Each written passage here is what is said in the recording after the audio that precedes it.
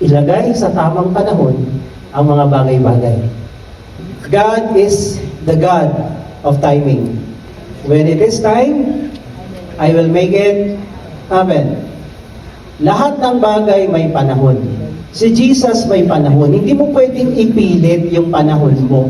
Yung panahon ng pag-aaral, tapos gusto mong magjowa, pagsabayin. Sabihin ko sa inyo, out of 10, ang nagtagumpay lang dyan, wala. Alamin nyo yung tamang panahon. So dito, sabi rito sa Ecclesiastes 3:11, He, God, He has made everything beautiful in its time. Sa oras niya, maganda ang lahat. Pag nasa tama ang timing, maganda ang nangyayari.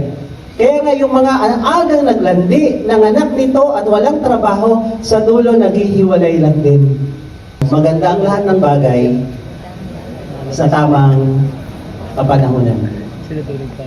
Pag nag-aral ka sa tamang panahon, nagtrabaho ka sa tamang panahon, nagjowa ka sa tamang panahon, nagpamilya ka sa tamang panahon, namasyal-masyal ka sa tamang panahon, nag-retard ka sa tamang panahon, kasi iba, 30 pa lang retired na eh.